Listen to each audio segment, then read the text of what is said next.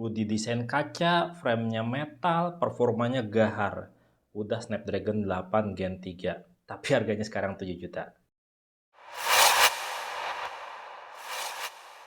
Halo Sobat Tekno, apa kabar kamu hari ini? Semoga kamu selalu sehat dan banyak rezeki. Bang Tekno kali ini mau bahas HP yang harganya udah 7 jutaan aja nih, 7,2 kalau nggak salah. Kamu bisa cek ya, link di deskripsi video buat beli HP ini nih, Zenfone 11 Ultra. Ini HP turunnya cepet banget ya. Padahal kalau ngelihat desain, ini desainnya udah termasuk mewah ya. Bodinya tuh bahan full kaca dengan guratan logo Asus yang kelihatan bikin keren sih kalau menurut saya. Bener-bener bodi bahan kaca, berasa flagshipnya, berasa premiumnya. Cuman yang bikin saya nggak suka ya bagian kameranya yang nonjolnya tuh tebal banget. Karena bodi HP ini udah termasuk cukup tebal dan ditambah bumper kamera yang setengahnya bodi lebih. Jadi berasa tambah tebal gitu. Kalau ngeliat sisi bawah HP, kamu bisa lihat ya, HP ini tuh masih nyediain earphone jack. Terus juga ada grill speaker, slot kartu, dan juga port charger. Yang saya bingung ya, untuk kelas flagship kayak gini, kalau dilihat ini mic-nya cuma satu di bagian sisi bawah aja. Biasanya kalau HP mahal tuh minimal punya 2 mic. Kayak nih, Samsung ini aja nih harga kelas 2 jutaan nih. Dia mic-nya ada 1 dan 2 di bawah. Kalau ini yang saya cari, saya lihat di body itu cuma 1 di sisi bawah aja. HP 7 jutaan loh ini. Oh ya, frame bodinya ini terbuat dari bahan metal ya. Jadi HP itu berasa kokoh dan solid banget di genggaman. Berasa cukup berat lah. Sementara tampak tampilan depannya, HP ini tuh udah cukup kelihatan flagshipnya. Karena dia pakai layar punch hole display yang udah bezelnya minimalis banget. Ngomongin layar, ini layarnya sebenarnya udah layar flagship plus gaming juga kali ya. Dia pakai LTPO AMOLED dengan refresh rate 144 Hz. Layarnya ukurannya 6,78 inch, masih Full HD. Ini udah pakai proteksi Corning Gorilla Glass Victus 2. Jadinya layarnya itu tahan gores banget. Dibawa keluar ruangan juga tetap terang, tetap kelihatan dengan kecerahan layar maksimal sampai 1600 nits. Ya kalau saya bilang ini benar-benar layar gaming sampai 144 Hz. Ya walaupun dalam kenyataannya kalau main game mentok rata-rata di 120 Hz saja. Aduh, entah gimmick entah mubazir ya.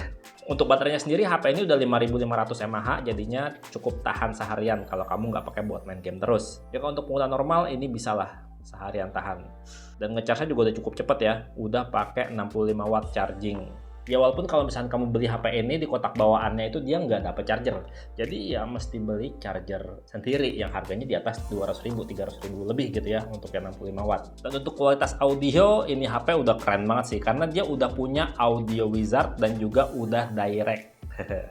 Kalau HP lain kan paling pakai Dolby dan lain sebagainya. Ini udah direct sound. Dan untuk speakernya sendiri dia udah dual speaker juga, udah stereo dengan speaker utama di sisi bawah dan speaker kedua bareng-bareng sama earpiece. Dimana ngomongin speaker keduanya ya, itu bikin HP tuh berasa kayak nggak rapet gitu ya untuk garis earpiece-nya. Berasa renggang gitu. Tapi untuk kualitas suara speakernya ini cukup cakep, cukup kencang dan kamu bisa ngerasain sendiri kalau untuk detailnya tuh berasa bagus. Kayak gini suaranya.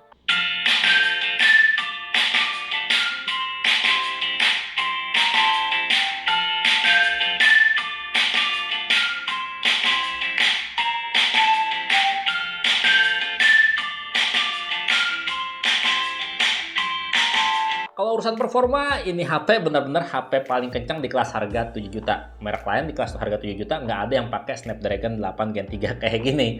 Ya ini HP pakai Snapdragon 8 Gen 3, prosesor terkencang pada awal tahun ini ya. Kalau sekarang udah ada yang Snapdragon Elite yang lebih kencang lagi. Tapi untuk kelas harga 7 jutaan ini performa kencang banget sih. Waktu saya pakai buat main game aja ya, berasa gamingnya banget. Dengan layar yang cukup lebar, performa kencang buat main Mobile Legends, Ultra tuh stabil di 120 Hz. Enak banget buat push rank. Ini lagi Mythic Hunter nih saya nih. Terus dipakai buat main game PUBG Mobile juga enak banget ya. Karena settingan refresh rate Ultra Extreme-nya tuh keluar. Tapi waktu dipakai buat main smooth Ultra Extreme kayak gini, mentoknya di 90 Hz aja buat main. Nggak sampai 120 Hz. Sayang banget ya. Padahal dipakai buat main ini enak banget, lancar banget. Dan kalau dipakai buat main game Genshin Impact yang berat banget itu juga ini untuk settingan grafis defaultnya tuh di grafis tinggi ya dengan FPS 30 FPS. Tapi saya rubah FPS jadi 60 FPS juga ini stabil mentok di 60 FPS selama main. Enak, lancar buat main. Intinya kalau buat main game ini udah mantap banget, nggak usah beli ROG Phone, beli ini aja. Ya bener-bener performa gaming yang berasa bener-bener nendang. Dan baterainya juga termasuk cukup awet karena baterainya cukup besar ya, 5500 mAh. Untuk sensor-sensor sendiri, ya udah komplit lah. Ini HP harga 7 juta lebih. Sensornya ada semua. NFC ada, sensor dasar kelengkapan HP juga ada, gyroskopnya juga udah hardware. Untuk sensor sidik jari di layar dan bisa baca jari dengan cepat dan cukup akurat. Dan kalau HP ini pakai buat navigasi, pakai Google Map gitu, sensor GPS-nya juga udah bekerja dengan sangat baik. Cukup cepat dan akurat buat baca lokasi HP. Apalagi ada truk kompas ya. Lebih enak lagi baca petanya. Pokoknya untuk kelas harga 7 juta ini bener-bener berasa enak banget. Apalagi yang mau dibahas. Oh ya, bagian softwarenya. HP ini tuh pakai software udah Android 14. Zenfone 11 Ultra ini tuh pakai UI Android stock murni. Jadi bener-bener minim banget kustomisasi. Jadi fitur-fitur asik Android HP-HP Cina ya di sini nggak ada. Kayak dual app atau cloud app misalnya yang buat ngegandain aplikasi gitu. Di sini nggak ada. Tapi yang pasti untuk software update, tenang aja ini HP flagship. Minimal 2 tahun tuh dia bisa dapat software update. Untuk info berapa tahunnya saya lupa juga ya. Yang pasti jangan khawatir kalau masalah software update. Nah sekarang kita bahas bagian kameranya yang menurut saya berasa banyak banget kurangnya. Mungkin ini ya yang bikin HP ini tuh berasa kurang laku gitu kali ya.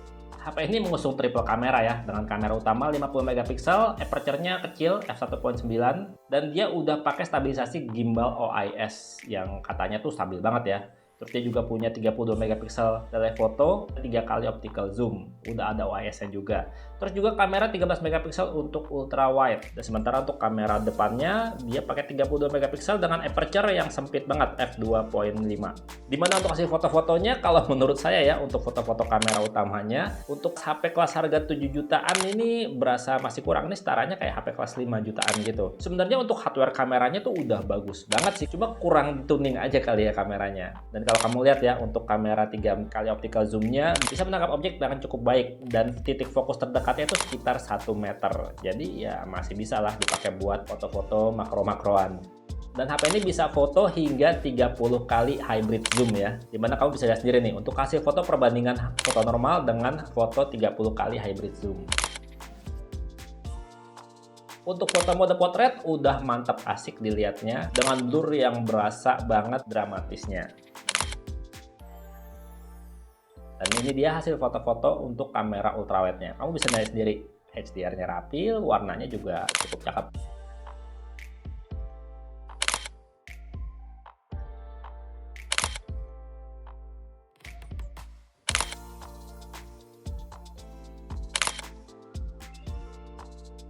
Untuk foto selfie-nya, dynamic range-nya cukup luas. Foto membelakangi cahaya, membelakangi langit, masih bisa kelihatan wajah kita terang dan langit tetap terekspos detailnya. Cuman kalau untuk selfie potret masih agak bodoh sih kalau untuk HP kelas harga 7 juta. Masih suka sering salah blur.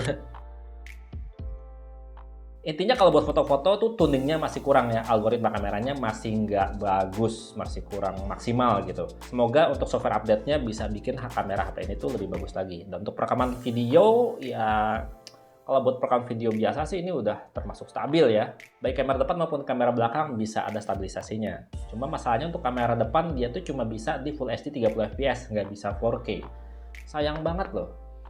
Kenapa 4K-nya nggak dibuka buat kamera depannya? Kayak gini nih hasil perekaman videonya.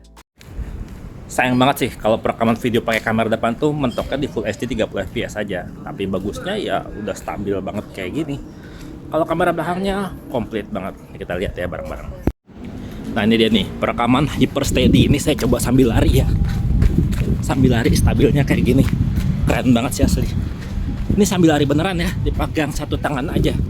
Kayak gini stabilnya. Hyper steady, Full HD, 60 fps. Mantap banget. Capek ih. Pegal balik lagi ya. Nih, kalau hyper steady-nya aktif, kondisi gelap, kondisi malam kayak gini juga stabil banget. Ini jalannya padahal agak cepet. Asli keren banget ini. Nih, perekaman video 4K 60 fps, kualitasnya kayak gini. Ini jalannya agak cepet ya. Stabil banget. Asli keren, stabil banget. Kalau kita lihat fokusnya, pindahnya juga cepet tuh. Pindah fokusnya mulus banget. Detailnya bisa kamu lihat nih, buat bikin konten sih harusnya bagus ya.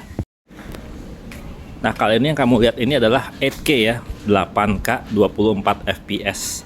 Dia stabilisasinya cuma OIS aja, jadinya berasa agak-agak goyang dikit, agak-agak terdikit. Kayak gitu. Oke, kesimpulannya Asus Zenfone 11 Ultra ini kayaknya nggak laku ya. Makanya dari harga 10 juta bisa turun sampai 7 jutaan. Dalam waktu nggak sampai setahun. Aduh, padahal ini HP lumayan oke. Ya, cuman itu gede yang saya bilang. Bagian kameranya tuh berasa kurang untuk pas harganya. Tapi kalau untuk pas harga 7 juta, ini udah termasuk lumayan banget. Bisa jadi inceran. Dan segitu aja videonya. Semoga bermanfaat. Bang Teno pamit. Sampai jumpa di video berikutnya. Bye-bye. Asus. Kalau nggak ngebenerin bagian kameranya, bakal susah bersaing nih. Padahal ini udah cakep tuh HP ya. Udah tahan air, udah bisa berendam di air.